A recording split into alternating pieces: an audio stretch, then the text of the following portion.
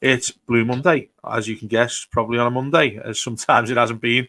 In the last few weeks, we've done it across weeks, but we are back on Monday, back to schedule as usual. I'm delighted. It's normally as Les and me, but also a friend of mine who I haven't spoken to for quite some time, certainly on a podcast. It's Rodger Armstrong. And Rodger, it's good times to see you again, mate. It's good times to speak to you again.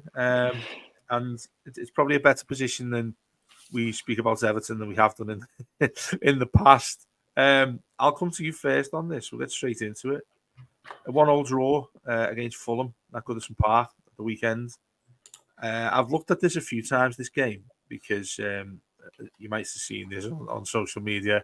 There was an American guy who does the Fulham podcast who wasn't happy that we didn't praise Fulham too much on our post-match and said that he'd be praising Everton, where we haven't got the respect that Fulham deserve after that game, which I found really funny. So I hope he's listening to this. So say hello to him, Russ or Ross. That's how much I care about one of his names, anyway. Anyway, we drew that game 1-1. Do you think there's a hint of that flattered the Blues to get a point in that game? I think so. I mean, God, it was a tough watch for almost all of it, wasn't it? It wasn't even the regular Everton. Everton started brightly for 10 minutes and then faded. So little energy. I didn't really understand what we were trying to do, but that's not the first time. I think it's one of the worst games I've seen. I saw it on telly. I wasn't at the game. But one of the worst games I've seen involving Sean Dyche since we lost 1-0 at home to Burnley, which spelled the end for Koeman, I think. That's right, yeah. 1-0 defeat, yeah. And I remember it was a long journey home, particularly down south, because there were no trains out of Lime Street and you had to get to Liverpool Parkway, South Parkway to get home. And it was just a dreadful game. That Dyche was obviously in the opposition dugout. Fulham, it's interesting, isn't it? Because as a club, they never seem to get much credit for much because they're sort of, what are they, 5th, 6th team in London. I thought they played well. I mean, Iwobi was the best player on the pitch. Was he the same player we had? Was he? They were comfortable, but were they surprised how comfortable they were? And I thought it was just a matter of time until they scored, but I really didn't expect it to be another knife through the butter of our defence. I mean, he almost ran past the entire team. Emile Smith-Rowe, shades of Mickey van der Ven at the Tottenham Hotspur Stadium. What is it? We didn't seem to have a midfield. We didn't seem to have anybody willing to throw a challenge in other than a sort of half-assed kung fu kick from Ashley Young. And then we all stood off and Tarkowski is pointing, I don't know, to someone in the top balcony when Iwobi's right in front of him and side foots it into the bottom corner. Maybe Pickford could have got down quicker. Fulham deserved to win the game, let's be honest, did they not? I mean, they were the better team by a country mile. But that's football. 1-0's a dangerous scoreline and we'll take every single point we can get until we get to 40, I suppose. I completely agree with what he said there, Les, about deserving to lose that game. By no means should they really be contacting some guy in the States saying that Fulham are the best side they've ever seen play at Goodison Park. Which I think that's the credit that he wants what he wants us to give. But I felt we nicked a point there when we probably shouldn't have. What do you reckon? Yeah, I think we did nick a point because we didn't deserve anything out of it. But I slightly disagree. I think Fulham were crap as well. I think both teams just put on a terrible game of football, and they both should have lost. For me, I just thought it was awful. I mean, for as bad as we were, we had more shots on target than Fulham. And I just think, if they were that good, they'd have beat that crap on Saturday, and they didn't. As you say, 1-0 is a dangerous scoreline because it does just take something right at the end like that, or just to get us back into it. But yeah, I just thought it was dreadful. The worst game I've seen, I think, since Southampton in the Cup earlier in the season. It's not many games ago. I know it is, exactly. Yeah. I mean, just making it sound like it was about 20 games ago there. I think if you listen to Keith on post-match, he was sort of like getting all the Everton managers confused about who was in charge and what and when. And I'm kind of getting a bit like that with these games now. They're all just sort of merging into just a nothingness of... It just feels like we're getting through the season, doesn't it? I think someone in the post-match YouTube comments, but we're just treading water, which we have been for the last 5-6 years probably. And I think this season more than most feels like, let's just get through this one, and then everything can sort of change, hopefully, when we get to the new ground. But yeah, I wouldn't be keen on giving Fulham too much credit there, because as I say, if they were that good, they were better than us, but they still didn't beat us, and we were dreadful. So I just never want to see a game of football like that again, if possible. Because we haven't spoken for quite some time, Rodger, this is going to be like mastermind, some of the questions I'm going to throw at you here. But I've asked several times on each of the shows that we do about Goodison and issues, if any, you may think it's got in this last season here. Because I certainly feel that was one of them against Fulham, where I feel that there's a real issue that the team, and obviously the manager's a different subject in his own, isn't he? The team seems to have playing at home. We've spoken a lot about fans and how we sort of address, well, this is the last game against such a side. I don't think we've played anybody at home yet who you're thinking this is a real traditional Everton fixture. We've got loads you can think back of these games against X side over the years. Fulham aren't one of them. But what's your perception of Goodison this season?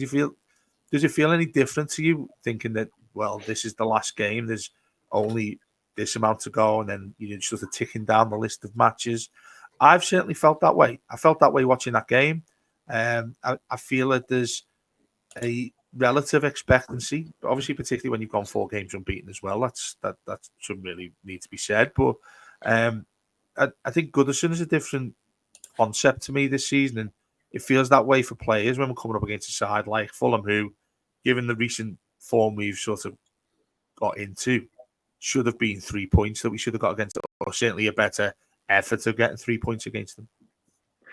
I think it's a tricky one, isn't it? Because for me, albeit not being there in person on Saturday evening, I was amazed how quiet the ground was, or it appeared to be. I mean, really quiet, like 2 or 3 minutes in. But the question is, how long can this bunch of incredibly long-suffering supporters keep taking it to the max for every single game? And they can't. Of course, the derby, of course, Man United, and if the players give you something, then of course that will spark the crowd into life.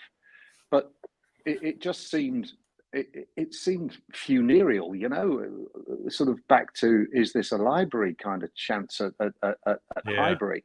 The atmosphere was down, beat once the match started, but what are you supposed to do? We're not Crystal Palace with the guys with the drums and waving the flags and singing non-stop. We're not, that's not what happens. So if there's nothing going on the pitch, what the hell are the fans supposed to do? And is there this thought that people are you suggesting people are sort of sitting there wistfully reflecting on, isn't it, when will we never be here? This time next year we'll be at Bramley Moor, and that's sort of distracting from the business of winning football matches and getting points. I think we're in this almost in the waiting room, aren't we? We're waiting for the big. Well, we never want to leave. None of us want to leave Goodison, but we know it's coming. But when will we have the big party? When will there be the big celebration? And can we actually do that for 19, 20, 21 games of the season? Of course we can't, unless the players excite us, entertain us, and give us something to get behind. I think it's a very difficult one. Those games against teams like Fulham or, Bournemouth, we've already played them, but let's call them the slightly less traditional teams that we don't have a great history against. Brentford, perhaps. They're up next, aren't they? Brentford at home next. Yeah, I think you're right. I think you've got 6 weeks till the derby on as well. Yeah, I strangely feel much more confident. This could be an absolute kiss of death, couldn't it? But I feel more confident against us coming up against a traditional opponent at Goodison Park than I do against a Bournemouth, like you just mentioned there, and against Brighton on the opening day of the season.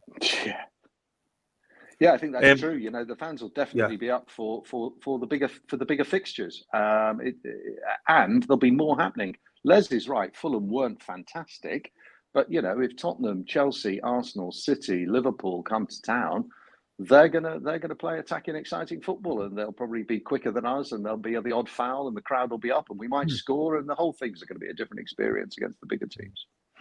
Sorry, can I just jump in there? Yeah, I think what you said was right, Rog, about the first 20 minutes. We didn't even get that on Saturday, did we? No. So, like you say, normally we do start okay, and then we don't really score, or we get a goal disallowed or something, and then we tail off after 20 minutes. But we didn't even get that at the weekend. And I think, it's been a long-standing problem, and the fans have taken quite a bit of stick for this, haven't they? Saying, well, it's up to the fans to lift the players, and I completely disagree. The players set the tempo. The fans will be up for the game at kick-off.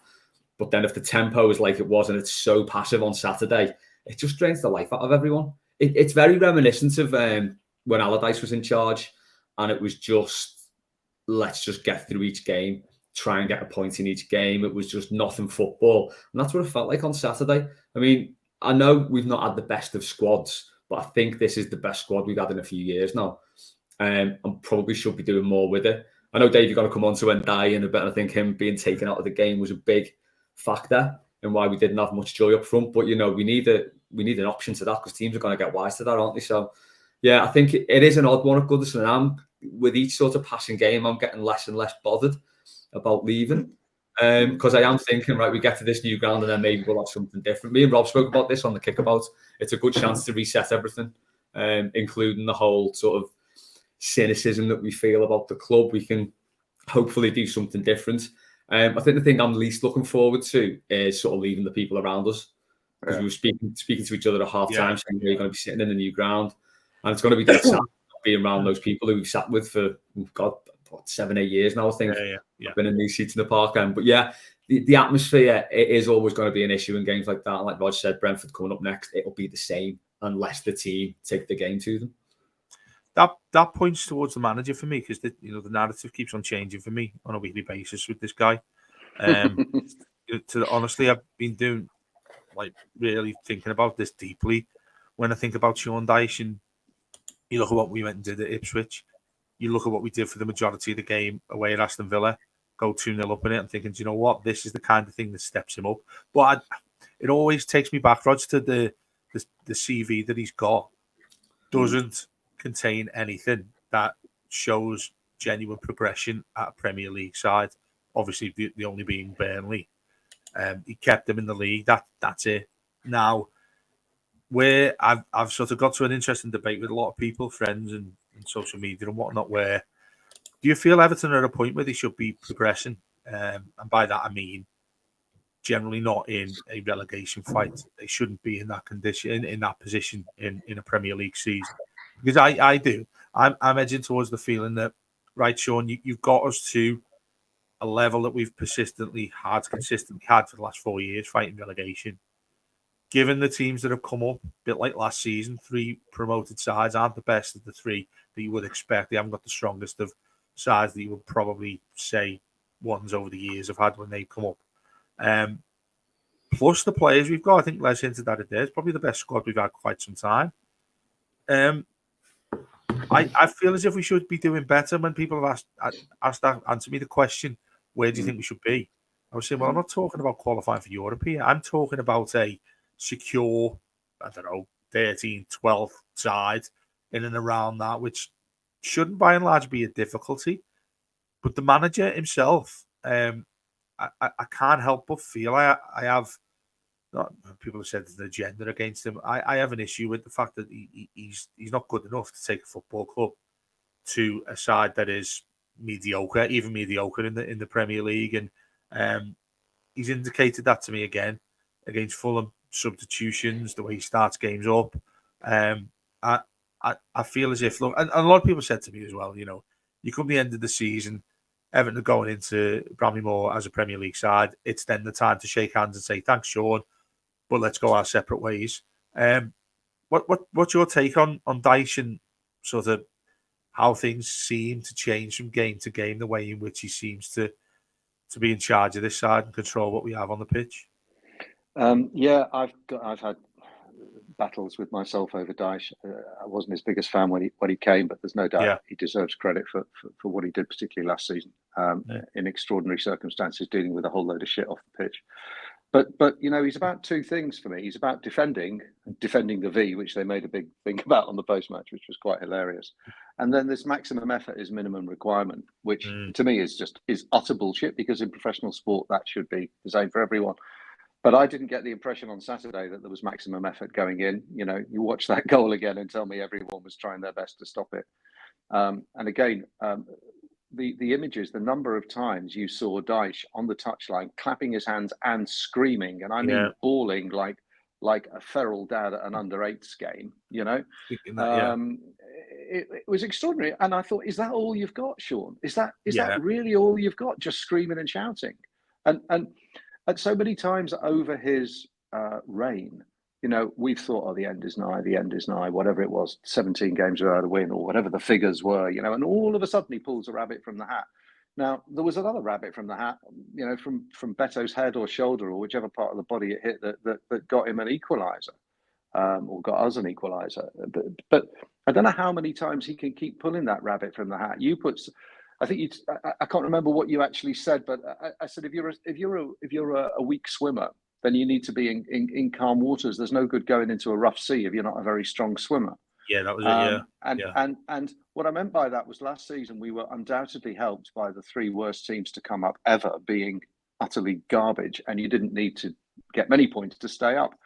Now, I think 2 of them are of that same ilk this season, Southampton and Ipswich. Leicester slightly different. So, yes, it'll look okay so long as there are 3 rubbish teams, so long as there are 3 teams worse than us. But the football's awful. This football's terrible. In many ways, it's even worse than Allardyce's football. And I just don't. What I don't get also is why we don't seem to be competing for the ball. We went to Spurs, got absolutely battered 4-0 after losing 3-0 at home to Brighton, and we didn't even get a player booked.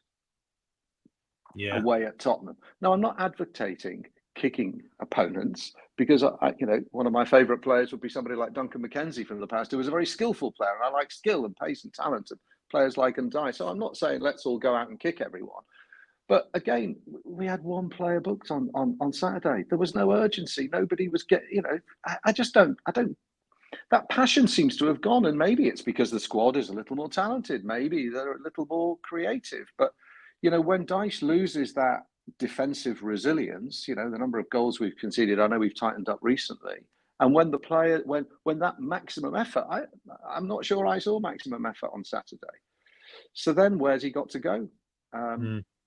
A change, God, it's a roll of the dice every time, but I don't see anybody better being immediately available, and it's change for the sake of change. We're frustrated, we don't like the football, but he should have enough to keep us up. And I agree, we should probably be higher in the league, although it's goals, Dave. Where are they coming from? How are we going to score goals? I watched Wolves at Brighton, and the pace and talent in their attacking third of the pitch is we don't have anything approaching that. So we may well be, strong in some areas and have some better quality players, but I just don't see where the goals are coming from, other than lump it forward Wimbledon style and a flick on. Yeah, that's it.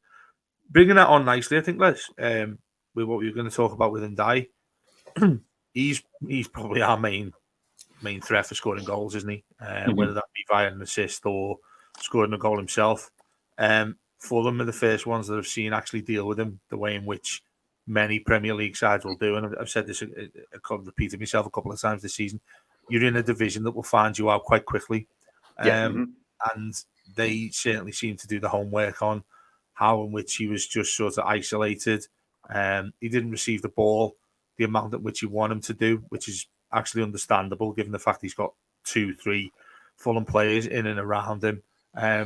Funny enough, he's the one that crosses the ball to Ashley Young, who knocks it back in for Beto to score the goal. But that to me is a concern. He has to double in Sean Dyche on this as well. A lot of people talking about maybe you put him central, maybe you put him in as a 10.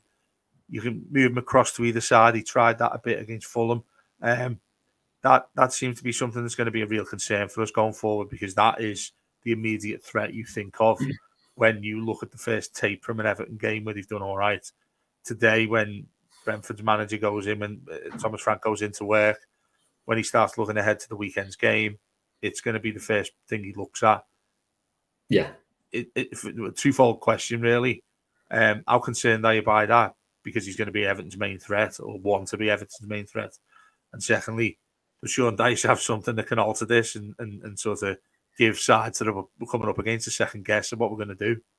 Yeah, that left-hand side's a bit of a problem in two ways, isn't it? Because I think you're going to get teams targeting Mikalenko because he's been really off form. He might be better when woeful, by the way. He was dreadful against Yeah. Liverpool.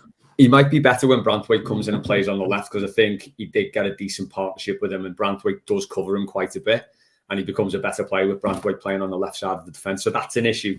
And then again, with Ndiaye up front, I think if teams have cottoned on to the fact that he's our main creative outlet and we try and get the ball to him and he makes stuff happen, all you got to do is what Fulham did. Bournemouth tried that and didn't have any joy with it. And when he went off, that's when it fell apart, because then suddenly they didn't have three players concentrating on him. We are going to see that. And the good thing is, and this is down to the manager, there are options to move that front three. Even if we're playing Ndiaye, Harrison and McNeil in that front three, just behind Calvert-Lewin, they can all interchange. They can all play 10. They can all play right wing. They can all play left wing. So if one player's not getting much joy, just switch it round. And it seems like he's quite reluctant to do that. I think one game earlier in the season we were doing it like every 20 minutes or something. They were switching around, and it was a bit too much. But I think games like Saturday, that's when you need to do it. You need to switch your front three around just to give different players something different to think about. Because I know McNeil's not like, he's hardly lightning quick, as he's a completely different player to Ndiaye. But then if you stick him on the left, then Fulham have got to switch the way they do things to maybe, counter Ndiaye who's on the right or down the middle. So the good thing is there are options there. If something isn't working, we can change it. But, I mean, as we saw with the substitutions again, he just does like for like. He doesn't really change any system. So a player goes off and a player comes on. There's people making loads about the fact that, opposition fans mainly, saying that we were booing better when he came on and he scored and he really stuck it to us. And it's like, well, that wasn't it. It was the manager's substitution, because he was taking a striker off to put another striker on with 10 minutes of the game left, where we're trailing 1-0, but there's no reason we can't get back into it, because, neither side's setting the world alight. So he needs to be just a bit braver, but I don't think he's going to be, is he? He's a very 1 point a game manager. And, to your point before about just his style in general, I think he will see us safe. I think he will see us mid-table. And to be honest, I think that's probably what most of us want, just a stress-free season. We've obviously hampered ourselves again by not getting anything in August. And that's just the amount of times that's happened. It's ridiculous. So you're always on the back foot. But I think, we're 9 from 9 now. We are heading for that point a game. It's dull. It's functional. It will get us where we need to be going into next season. But yeah, I think he's got more options, and moving Ndiaye around the pitch if we need to is definitely one of them. And, it'll help the player as well, because if he keeps getting targeted like that, I suppose to your point, Rodger, about Duncan McKenzie, same thing. He used to get booted everywhere, didn't he? Yeah, he did. Yeah. So teams see a player like that and they'll target him straight away. So it's, the manager's got options and he needs to use them, I think. Yeah. Rodger, would you agree with that on Ndiaye and the issue we've got there with teams are going to target him? I think, of course they will, because no one else really represents much of a threat. I did think Saturday that DCL was the most isolated I've seen him, and dealt with more long balls than I've ever seen, and won very few. Well, he may have got his head on them, but very few of them went to a blue shirt. I would prefer to see Ndiaye centrally, or in the old school sort of inside left position, rather than too far out wide. I think I'd quite like to see a bit more of McNeil on the right-hand side, so he can cut in and shoot with his left, a la, Salah or Cole Palmer, because he's got that about him. I thought Jack Harrison offered nothing on the right wing. It doesn't seem to want to take a man on, get past him, get to the byline, which he should be able to, because I think he is right-footed, Jack Harrison, isn't he? Is he not? So he's playing on the right wing. He can get to the byline and cross. No, he's left-footed. Is he? Yeah. Is he more left? Is he? He's no-footed. He's funny, Jack Harrison. He's got no-footed. He's got the best first touch you've ever seen and the worst second touch half the time. Yeah, he's left-footed. But he often takes the ball down with his right foot if it's played out to him. Yeah. Which perhaps makes me think that he can kick it better with his right. Anyway, he did not. Whether he crossed with his right or his left, he didn't offer much. And then I also thought, there was this gaping hole in the middle of midfield. I think whether it was Keith or whoever said, Doucouré was an empty shirt. I think he's got to play closer to. He's got to play closer to DCL for the flick-ons. And nobody was running beyond DCL. There was this huge gap. So, Yeah, it's a concern. And Dye is a talented player, and he's going to get stick. But I thought some of his dribbling was fantastic. You know, he's beating 2 or 3 players, but who was he going to pass it to? He can't do it all. Yeah, it's a difficult one. And against stronger teams and more tactically astute teams, he's going to be man marked. Yeah, exactly, and that's a concern for me. What you mentioned there about the midfield, I think that's a really good point, because the core, he's wrecked my head, to put it bluntly, this season already. I know he's getting asked to play into a different role, playing him deeper than we've normally seen him when he's played as a so-called false nines and things like that he's done for us in the past. Obviously kept us up against Bournemouth season before last. But I think when you look at that midfield, I thought Idrissa Gueye was brilliant for us. Yeah, he was. It just felt like he was doing the job of 3 people. When he's got Mangala on the bench there, and how late did he bring him on? Brought him on for the last 10, 15 minutes? Yeah, last 10, wasn't it?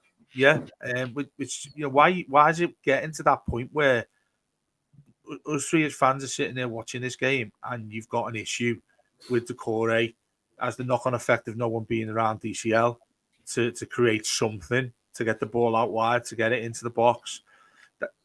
They're the real things that get me with Dice there, and that's why when you keep on banging on about the CV, but that's why you look at it and think he's never going to manage a better club than Everton. He's never ever going to get a job at a club that's better than us.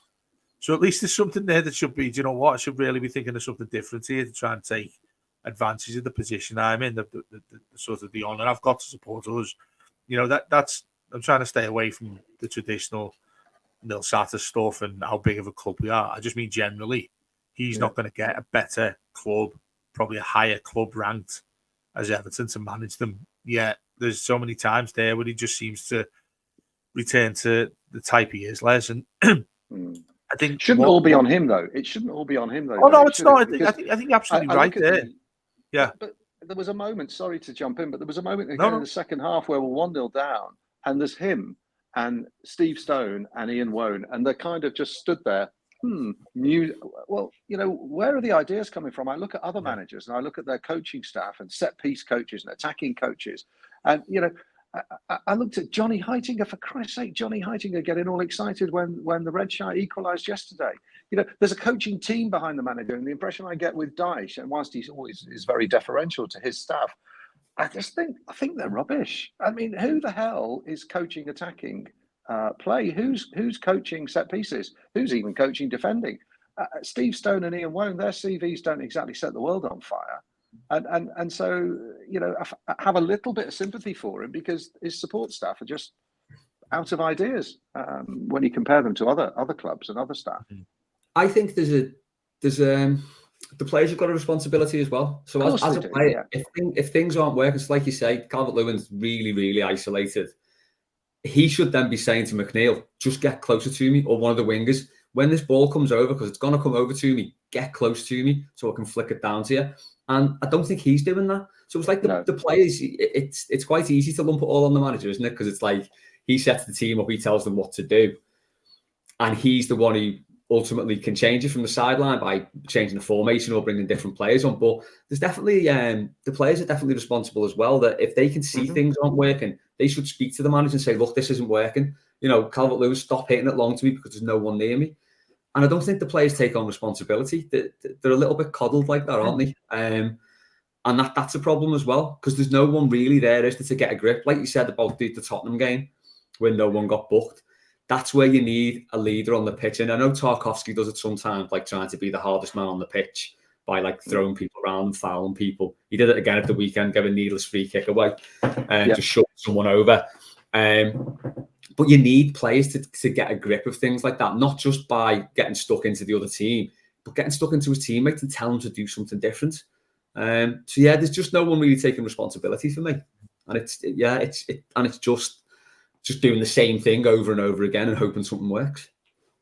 You mentioned Tarkowski, again, somebody else has become a real issue, I think, and what we've seen him do, it's so many rash decisions he's made. He's the captain there, by the way. We're talking about Everton captain here. He should be setting an example of everybody in and around him. He's playing alongside Michael Keane.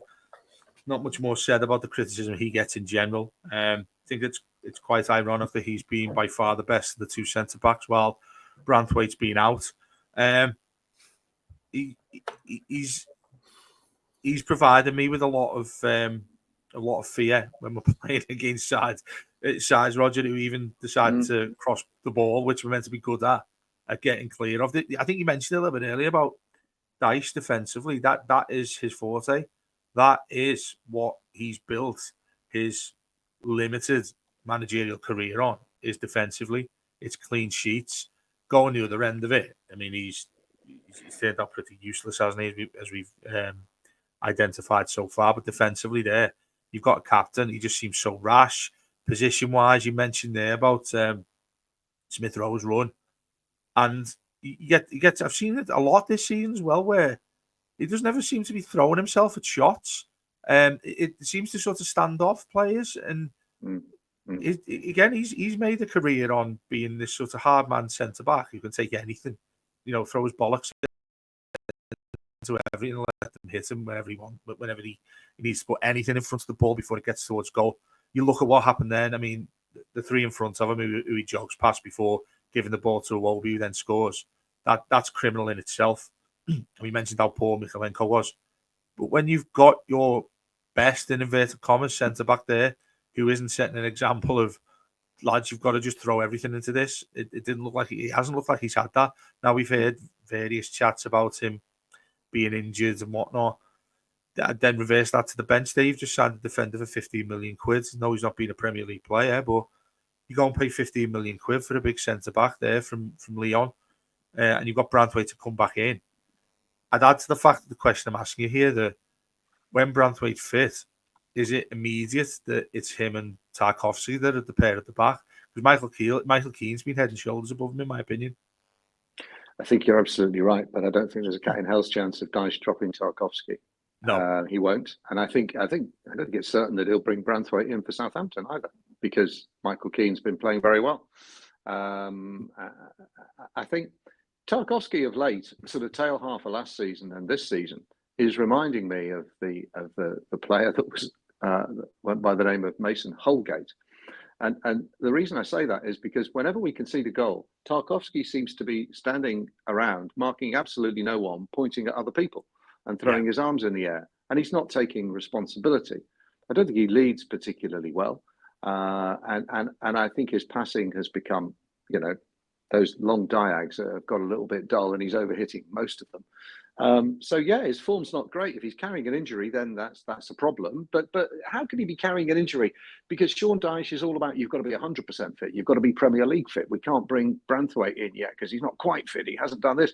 Now, if Big Tarko is carrying an injury, then surely, the fitness guru that is Dyche won't be playing him. So much of this doesn't add up. And I don't quite understand why his form should dip when, he's probably in Branthwaite. I know Branthwaite hasn't played for a great deal of this season, but certainly last season, Tarkowski's probably playing with one of the best centre halves he's had the privilege to play alongside. So why is his form dipped? He's probably had less to do with Branthwaite alongside him. But you're right, his form is poor and is a cause for concern, particularly, against someone like Jimenez was. He had him on toast for a lot of the game. He was holding the ball up well, big and strong. And Tarkowski always seems to be half a pace behind the action.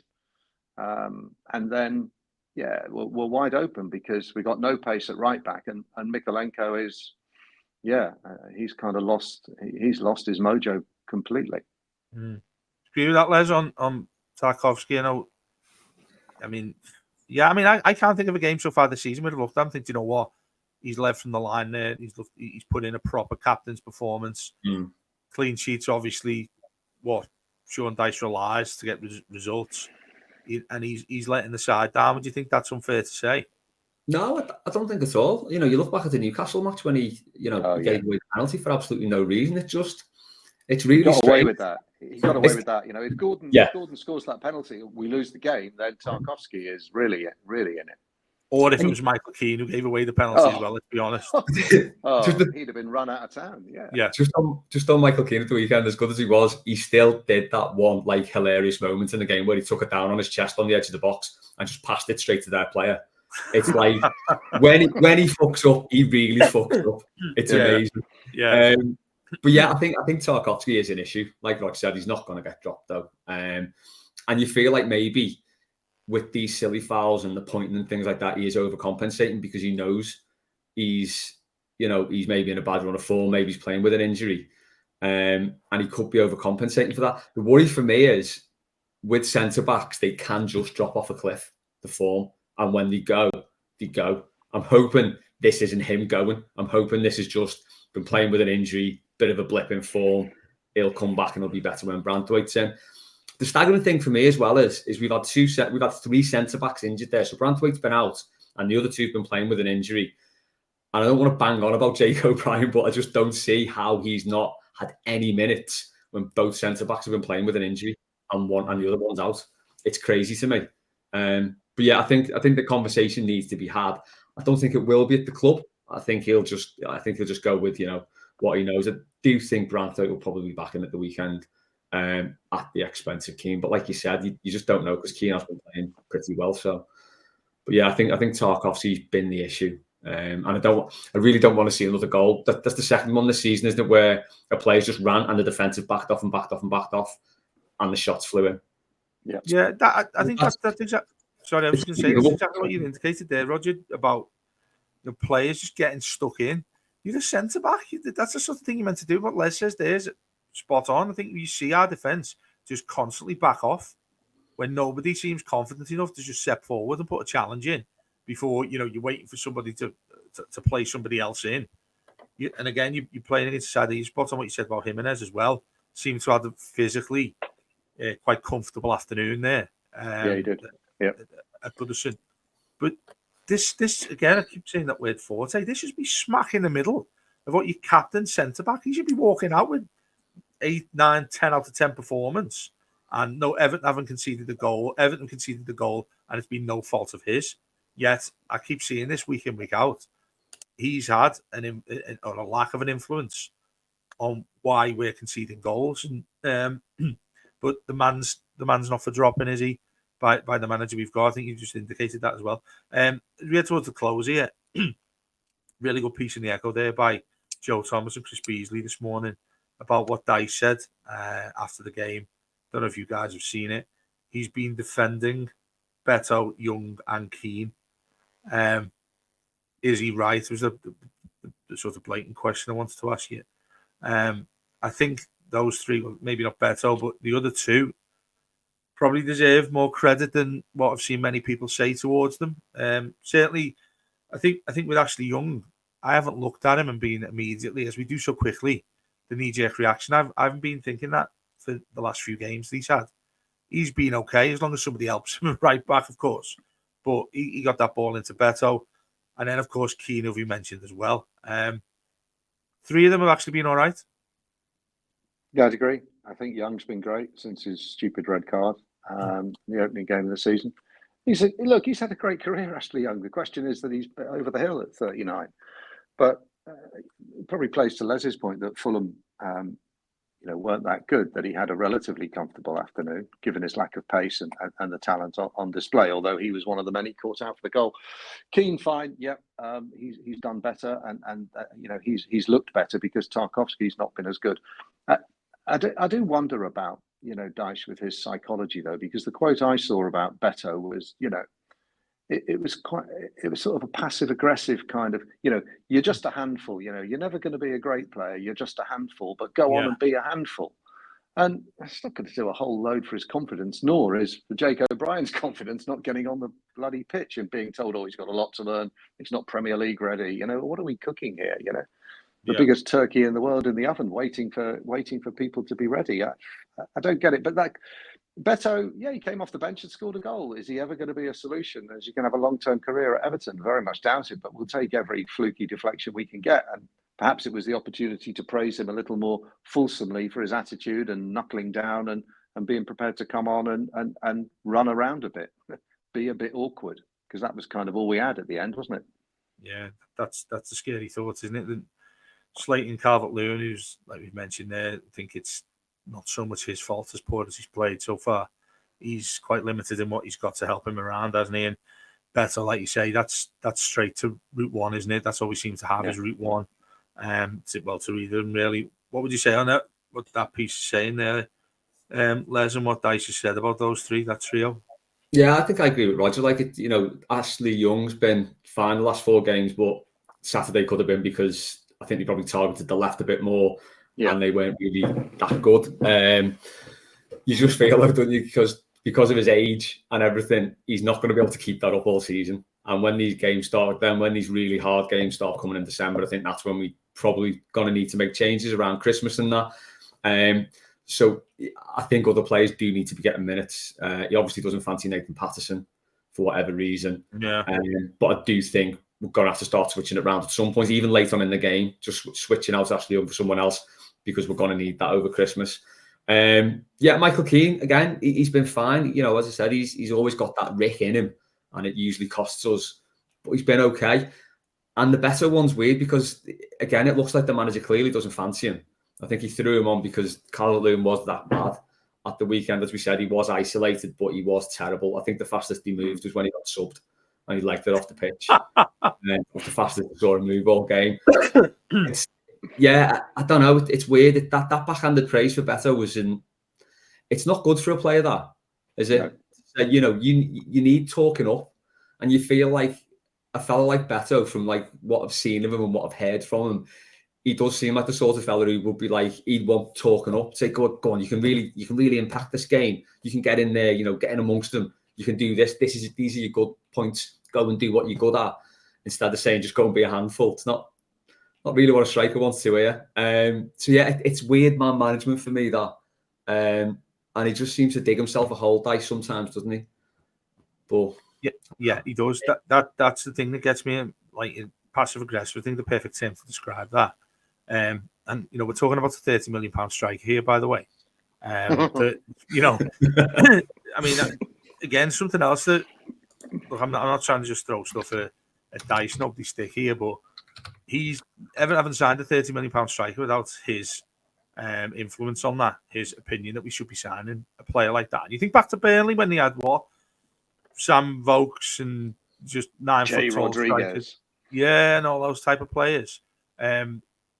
He's exactly right into that category, isn't he? Someone like Beto, yes, he doesn't play him because he immediately goes to Calvert-Lewin, and just to generally finish there, Sean Dice absolutely is wrecking my head a lot in what he does on the media. I don't really want to hear him talk anymore with that. Rodger, it'd be wrong for me not to speak to you about what's going on off the pitch, board-wise, which we used to discuss so often. Ownership, people are getting etchy a little bit that it hasn't happened yet, when people are speaking about, it'll have to be done by the end of October, and we're also now 8 weeks away from the January transfer window, which I'll ask you about in a sec. General feeling towards all this and what Everton are doing, who Everton have got. What's your take on all that? I think the Friedkins are the best solution out of those that came forward, no doubt about it. Although I worry, was that a positive thing? Was that a positive thing? Yeah, I think so. I think it's positive. Yeah, I think they're proper, serious business people with some knowledge and experience of football and European football. It's not been a bed of roses at Roma. They've been through 2-3 CEOs, and things aren't great. I know they won a trophy under Jose, but won the Europa League, was it, or the conference? So, conference. I'd like to think that they will bring about the change that's needed. I'm not worried about the timescales this process is, and there's no reason why they haven't got the money, why they would fail any of the owners and directors tests. So I think all of that Leadenhall shit is put to bed now. I think there's maybe a 1 in 100 chance that perhaps there could still be a risk of Everton having been funded by ill-gotten gains through the 777, but I think that's 1 in 100. So I can't see a reason why it doesn't happen legally, operationally, logistically, why they don't take ownership. And I would like to see pretty immediate change. I'd like to see them. I'm not saying necessarily getting rid of Dyche, because that could be counterproductive when we are in a vulnerable situation. And whilst it's 9 points from 9 games, look at Wolves' upcoming fixtures, and West Ham have just won a game, and Leicester aren't as bad as the other promoted team. So we do still have to get points, and we don't want to throw the baby out with the bathwater. but I'd be looking to get a professional chief executive in pretty quickly, and I would be looking at the director of football position, and I think that needs to be changed almost before we make a managerial change, because 30 million for Beto says it all, really, doesn't it? In regards to them coming in, what are they able to do? Say for instance, it will come about tomorrow, and you're saying obviously these things take a lot of time and whatnot. What would be our position able to go and do something in the January transfer window? Would we be available? Would we be able to do that with a new owner? I don't see why not. I mean, remember that we've got until June to balance the books, the end of June to balance the books. And we do have one or two saleable assets, notably a large centre-back. So, yeah, I think so. But, if you're doing much more of a data analysis search for players, you don't have to go and spend big money. And if they have good scouting networks and good contacts through their already teams within, Italy, and looking not just at European football, South American players, look at the gems that Brighton are unearthing. So I think we do need to certainly refresh the squad, and we need a bit more youth, and we need a bit more pace, and we need a bit more creativity. So I'd like to think we could maybe spend 15, 20, maybe 30 million without batting an eyelid, and get maybe 4 or 5 players in there that would improve it's about a team, isn't it? And I think what I saw on Saturday, a bit of a light bulb moment, I didn't see a team that's all there playing together. I saw 11 individuals kind of wandering around doing the bare minimum. Idrissa Ganagay accepted, because he was our best player. He never stopped running, as you say. He did 3 men's jobs. But we need to be building a team that can work together, not just 11 different people with different ideas and different skills. It's got to be considered. So I'm not saying splash the cash and get a whole load of players in that you've then disrupt the whole setup, but sensible. I think they've got better football knowledge than certainly the other owners, and I'd like to think they'd make some sensible, good value acquisitions. That means ultimately, come the end of the season, Branthwaite has to go. None of us are going to be overly surprised to balance the books, are we? No. Do you agree with all that, Les? Yeah, it's going to be an interesting one, isn't it? If they do come in by December and we do get some leeway to spend in January, it's kind of like we need something for the immediate rest of the season, but we need someone who's going to come in and be there beyond the end of the season. So like Rod said about the director of football, ultimately, if we do go with that director of football model, that's the person that sets the tone for how the team's going to play, the signings we make, not necessarily the manager. So it'll be interesting to see what sort of profile of player we're going to go for, because it can't just be a quick fix. We're not in a position to do that. We'll need someone who will fit in with whoever's coming in after Dice, because like I say, I think he's done enough. I think he will do enough to keep us up this season. I think he's done enough to see out his contract. And then I think everyone can just part amicably on the back of that. And we can look back and say, do you know what? He did all right getting us through a really rough moment in history there. And I think that'd be fair. I think it would be unfair to that his legacy is that he gets sacked in January or something when new owners come in. I think that would be unfair on him, because I think he has done reasonably well, really, all things considered. I know it's not pretty, but it's kind of been what we've needed to just get through. I don't think anybody else could have done it, and I'm far from his biggest fan, but anybody else could have come in for what would effectively be 2.5 seasons, kept us up 3 seasons in a row. Nobody else would have taken this shit for so long, to be fair. But that's probably because he's very well paid and he knows he's not going to get another job in the Premier League. But credit where credit's due, or results where results are due. If he does keep us up again this season, there's no reason why he shouldn't. Then that's a pretty hardcore job that he's done under the most extraordinary circumstances. Just would like to see a bit better football, really. Yeah, completely agree with that. Jens, thanks very much on a Monday morning. It's been an absolute pleasure to speak to you again, Rodger. Brilliant. Likewise, Dave. Don't leave it so long next time. No, absolutely. Certainly won't. We've got coming up Byline with Matt and Paddy tomorrow morning on a Tuesday, as always. You've got Patreon subs weekly as well, and then throughout the week, all the normal schedule as we go towards the weekend. Once again, things keep on rolling. Thanks so much for listening to us, as always. Find it in all the usual positions, podcasts, and Les has got all that information for YouTube and whatnot if you want to contact him. We'll speak to you soon. Thanks very much for listening, and up the toffees.